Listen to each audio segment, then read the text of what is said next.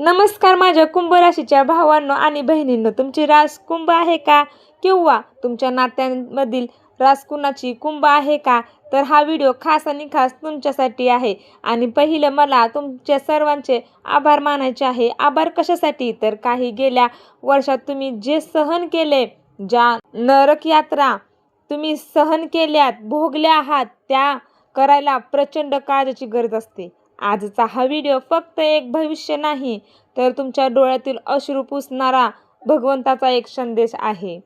तुम्ही विचारताय ना की कुंभ राशीच्या आयुष्यात नक्की काय चालू आहे आणि का सगळीकडून फक्त अपयश, अपमान आणि फसवणूकच मिळते.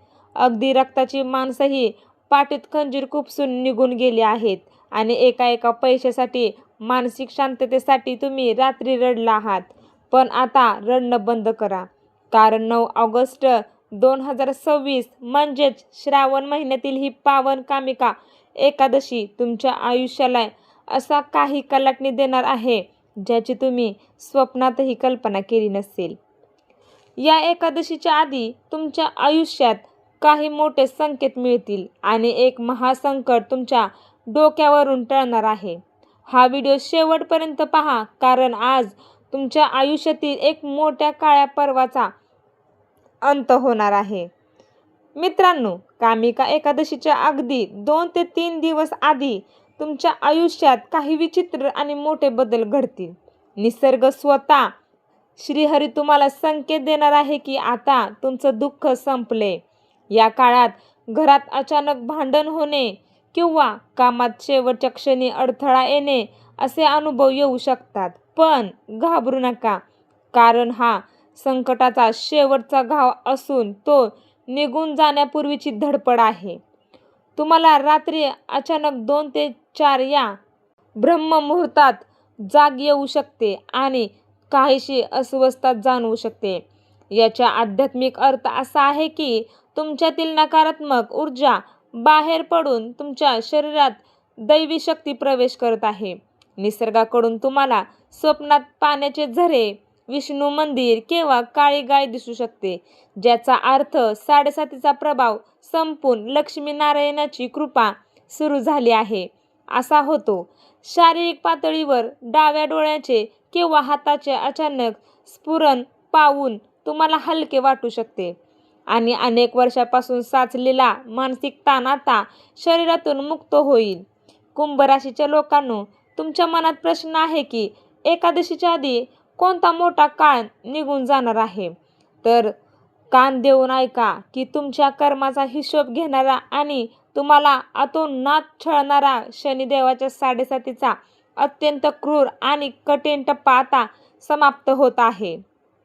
गेल्या काही काळापासून तुमच्यावर शनीची वक्री दृष्टी आणि कर्मभोग चालू होता, ज्यामुळे तुमच्या स्वतःवरचा विश्वास उडाला होता. ज्यांच्यावर जीवापाड प्रेम केलं त्यांनीच तुम्हाला स्वार्थी ठरवलं आणि व्यवसाय किंवा नोकरीमध्ये प्रचंड मेहनत करूनही पदरी फक्त 0 आले. हा जो अंधार काळ होता तो या कामिका एकादशीच्या ऊर्जेमुळे जळून खाक होणार आहे. एकादशीच्या आदल्या रात्रीपर्यंत तुमच्या मनावर असलेला एक अदृश्य दगड आणि तो मानसिक ताण अचानक हलका झाल्यासारखा वाटेल.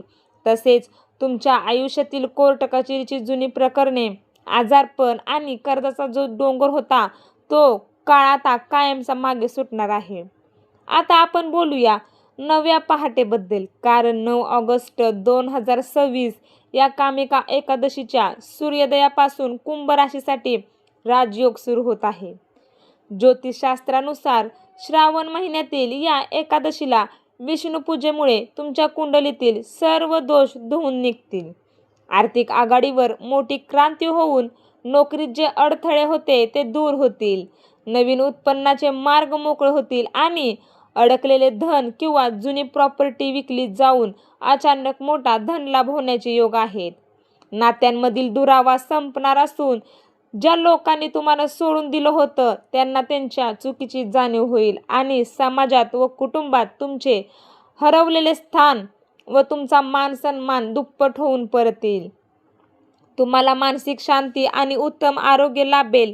दीर्घकालीन आजारांमधून सुटका होईल आणि जी भीती किंवा जी अनामिक चिंता तुम्हाला रोज सतावत होती, तिथे आता एक कमालीचा आत्मविश्वास जन्माला येईल व तुम्ही जे काम हातात घ्याल त्यात नशीब सोन्यासारखं चमकेल.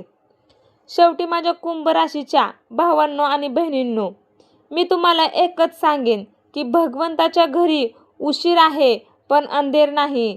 तुम्ही आजपर्यंत खूप सहन केले, जगाचे टोमणे ऐकलेत आणि स्वतःच्या अश्रूंना रात्रीच्या अंधारात लपवले. पण आता तुमचे तेच अश्रू पुसण्यासाठी स्वतः विठ्ठल आणि स्वतः नारायण तुमच्या पाठीशी उभे राहिले आहेत.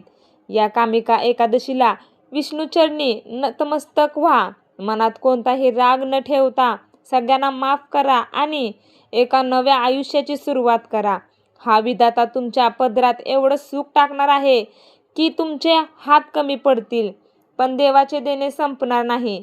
त्यामुळे स्वतःवर विश्वास ठेवा, कारण हा काळ तुमचा आहे. जर तुम्हाला वाटत असेल की हा व्हिडिओ तुमच्या मनापर्यंत पोहोचलाय तर कमेंट बॉक्समध्ये जय श्री हरी नारायण लिहायला विसरू नका.